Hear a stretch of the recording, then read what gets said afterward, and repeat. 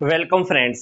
मैं आपके सामने गौरव मिगलानी। हम पढ़ रहे हैं 12th क्लास की अकाउंटेंसी और एडमिशन ऑफ ए पार्टनर का हमारा ये वीडियो नंबर 10 है और पार्टनरशिप का हमारा ये वीडियो नंबर 91। तो इस वीडियो के अंदर हमने जो केस स्टडी करना है, ये पीछे से 5-6 वीडियो से पहले हमने एक वीडियो में बहुत अच्छे से केस को डिस्कस किया था, बट इसके ऊपर हमने कोई प्रैक्टिकल क्वेश्चन अभी तक नहीं किया है। तो अब हमने इसको थियोरेटिकल और भी अच्छे से डिटेल में स्टडी करना है, प्लस इसको हमने प्रैक्टिकली भी देखना है। देखिए, जब भी कोई पार्टनर फर्म में एडमिशन लेता है तो बेसिकली क्या होता है, गुडविल की ट्रीटमेंट के लिए हमको 3 चीजें देखनी पड़ती हैं। पहली बात, कभी कभी नया पार्टनर जब फर्म में आता है तो पुराने वाले पार्टनर्स को, मतलब सेक्रीफाइस करने वाले पार्टनर्स को, गुडविल का अमाउंट प्राइवेटली पे कर देता है। मतलब हमारी वो फर्स्ट टेक्निक, अगर वो प्राइवेटली सेक्रीफाइस करने वाले पार्टनर्स को गुडविल का अमाउंट पे कर देता है, तो पार्टनरशिप फर्म्स के अकॉर्डिंग पार्टनरशिप फर्म में हमने अकाउंट्स में उसकी कोई जर्नल एंट्री नहीं करनी होती। जब वो प्राइवेट फॉर्म में पार्टनर्स को गुडविल का अमाउंट पे कर देता है तो हमको बुक्स में कोई एंट्री नहीं करनी होती। सेकंड केस, अब देखिए, सेकंड केस की वीडियोस अभी हम पीछे वाली वीडियोस के अंदर भी हमने डिस्कस किया है। जब वो प्रीमियम का अमाउंट कैश में लेकर आता है, कैश में लेकर आता है तो क्या, सिंपल सी बात, हम cash account debit to premium for goodwill account, then premium हम पार्टर्स में डिवाइड कर देते हैं। जनरली हमारी 2 जनरल एंट्री होती ही हैं। अब हमारा ये तीसरा केस, अगर नया पार्टनर जो फर्म में आ रहा है, अगर वो प्रीमियम का अमाउंट अगर वो कैश में ना लेकर आए तो हमको क्या करना होता है, तब हमको हेल्प लेनी होती है करंट अकाउंट की। जो पार्टनर फर्म में आएगा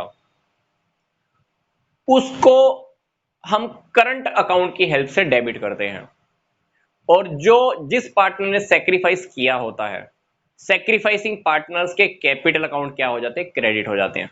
ये प्रैक्टिकल क्वेश्चन जब हम करेंगे तो इसमें आपको बहुत अच्छे से क्लियर होने वाला है।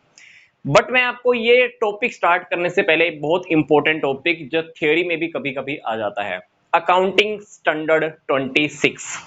अकाउंटिंग स्टैंडर्ड 26 के अकॉर्डिंग फर्म जब भी गुडविल की वैल्यूएशन करती है, कब कब गुडविल की वैल्यूएशन होती है, गुडविल की काउंटिंग हम कब कब करते हैं, जब पार्टनर्स रेशो चेंज करते हैं, किसी नए पार्टनर ने फर्म में आना होता है, किसी पार्टनर की रिटायरमेंट होती है, किसी पार्टनर की डेथ होती है, तो हम क्या करते हैं, फर्म की गुडविल को देखते हैं कि हमारी फर्म की गुडविल कितनी है।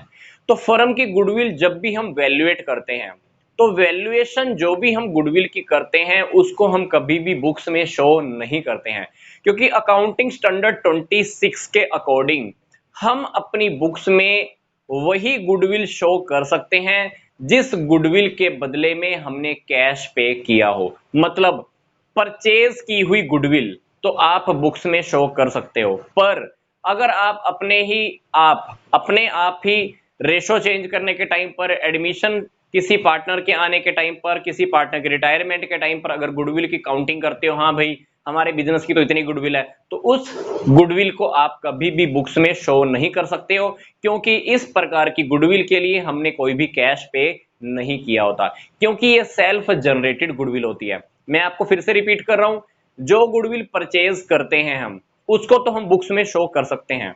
परचेज गुडविल कैसे करते हैं, मैंने किसी का बिजनेस परचेज किया, बिजनेस की वैल्यू तो मान लो प्रॉपर्टी की, घर मतलब पूरी की पूरी बिल्डिंग की वैल्यू, इंफ्रास्ट्रक्चर की वैल्यू तो थी, मान लो सारा सामान जो भी था उसका वैल्यू था 20 लाख, मैंने उसको 20 लाख के बदले में 25 लाख दिए। क्यों दिए, 5 लाख फालतू क्यों दिए, क्योंकि 5 लाख उसकी गुडविल के नाम के दिए। तो जब भी हम किसी का बिजनेस परचेज करते हैं तो परचेज करने के साथ साथ एक परचेज की हुई गुडविल भी आती है। तो परचेज की हुई गुडविल को तो हम बुक्स में शो कर सकते हैं, पर अगर हम गुडविल की वैल्यूएशन करते हैं एडमिशन के टाइम पर, रेशो चेंज करने के टाइम पर, रिटायरमेंट के टाइम पर, डेथ के टाइम पर, तो इस प्रकार की गुडविल को आप कभी भी बुक्स में शो नहीं कर सकते हो, क्योंकि हमने इस गुडविल के लिए कोई भी अमाउंट पे नहीं किया होता है। ये क्वेश्चन कभी भी थ्योरी की फॉर्म में एग्जाम में आ सकता है। ठीक है, तो अब हम अपने केस की ओर चलते हैं, प्रैक्टिकली देख लेते हैं इसको। ए और बी दो पार्टनर्स हैं 3:2 के अंदर, इन्होंने सी को पार्टनर बनाया है, 1/4 शेयर दिया इसको, सी को बोला 1/4 शेयर तेरा होगा। नया रेशो इन तीनों ने डिसाइड किया है 543। सी 1.5 लाख रुपए कैपिटल के तो लेकर आया, पर गुडविल के प्रीमियम के नाम पे कोई पैसा नहीं लेकर आया, जो कि हम केस डिस्कस कर रहे थे। Does not brings his share of goodwill in cash, वो प्रीमियम का पैसा कैश में नहीं लेकर आया। 1.5 लाख रुपए कैपिटल के लाया है, ध्यान रखना, प्रीमियम का कोई अमाउंट नहीं लेकर आया।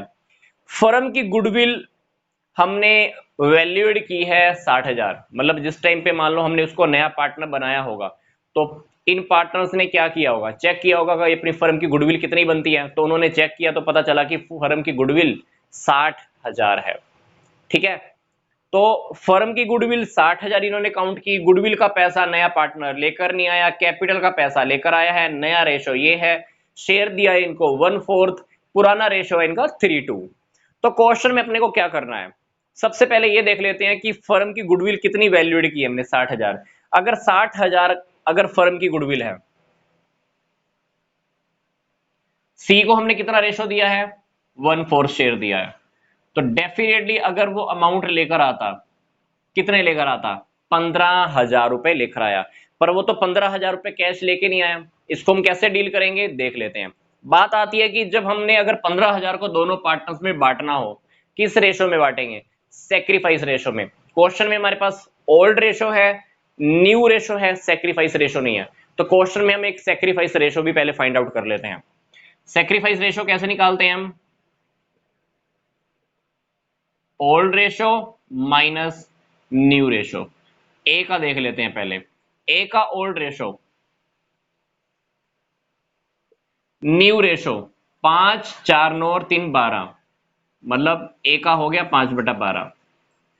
बी का कितना है 2, 2/5 माइनस बी का न्यू 4/12। ठीक है, एलसीएम ले लीजिए,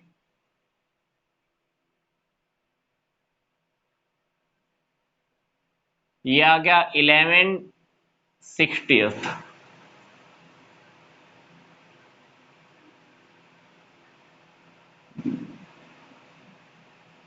ये आ गया 4/60।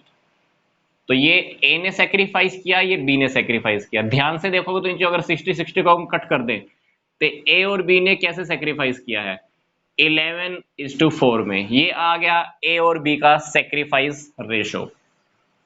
ठीक है, अब हम अपनी जर्नल एंट्री पे ऊपर आ जाते हैं, क्योंकि इस क्वेश्चन में अपने को क्या करनी है, सिर्फ जर्नल एंट्री करनी है।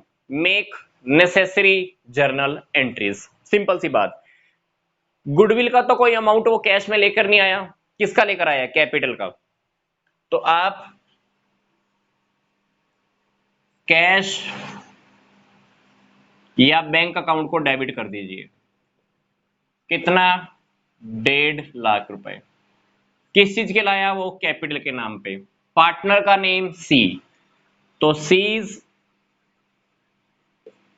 कैपिटल अकाउंट 1.5 लाख लेकर आया। ठीक है, अगर वो गुडविल के पैसे भी अगर नकद ले आता, 15,000 ले आता, तो हम यहां पे क्या लिख देते, to premium for goodwill account 15,000 रुपए, 1.5 लाख ये, 15,000 ये, यहां पर डेबिट कर देते हैं हम 1,65,000 रुपए। ऐसा ऐसा केस हम पीछे वाली वीडियो में डिस्कस करके आए हैं, जब वो प्रीमियम का अमाउंट कैश में ले आता है, तो डेफिनेटली हमारे पास यहाँ पे कितने होते हैं, 1,65,000 रुपए। 1.5 लाख रुपए कैपिटल के लेकर आया है, 15,000 रुपए प्रीमियम की भी यहाँ पर एंट्री हम कर देते हैं, to premium for goodwill account 15,000 रुपए। पर यहाँ पर केस अभी कैश लाने वाला है नहीं, प्रीमियम वो कैश में लेकर ही नहीं आया, तो क्या करेंगे। अब हमने 15,000 रुपए सेक्रीफाइस करने वाले पार्टनर्स में इस रेशो में डिवाइड करना है। हम क्या करेंगे, सी का करंट अकाउंट डेबिट करेंगे, कितने से, 15,000 से। To A's capital account, to B's capital account. इस 15,000 को सेक्रीफाइसिंग रेशो में जब आप डिवाइड करोगे, ए के हिस्से में आएगा 11,000, बी के हिस्से में आएगा 4,000। क्वेश्चन हमारे मन में एक ये भी आता है कि हमने यहाँ पे करंट अकाउंट की हेल्प क्यों ली, हमने यहाँ पे कैपिटल अकाउंट डेबिट क्यों नहीं किया, क्योंकि फर्म में हम अगर उसकी कैपिटल अकाउंट को डेबिट कर देते तो उसकी कैपिटल का अमाउंट फर्म में कम शो होता। और पार्टनरशिप एक्ट के अकॉर्डिंग अगर पार्टनर गुडविल का अमाउंट कैश में नहीं लेकर आता तो हम क्या करते हैं, उस पार्टनर के करंट अकाउंट की हेल्प लेते हैं, क्योंकि उसकी कैपिटल बुक्स में कम ना शो हो। इस रीजन से हम पार्टनर का क्या करते हैं, करंट अकाउंट को डेबिट करके शो कराते हैं। कैपिटल अकाउंट की हम कभी भी हेल्प नहीं ले सकते हैं। तो इस टाइप के केस के अंदर जब वो कैश में गुडविल का अमाउंट नहीं लेकर आता, हमने क्या करना है, करंट अकाउंट की हेल्प लेनी होती है। ठीक है, तो इस क्वेश्चन को हम फिर से ब्रीफली एक बार देख लेते हैं। दो पार्टनर से ये रेशो था, ये नया रेशो था, कैपिटल का पैसा कैश में लेकर आया है, गुडविल का अमाउंट लेकर नहीं आया। फर्म की गुडविल है 60,000, इन्होंने कैलकुलेट की है, तो फर्म की गुडविल के ऊपर सी का जो रेशो था उसने देख लिया कि सी अगर पैसा लेकर आता तो कितना लेकर आता, 15,000 रुपया।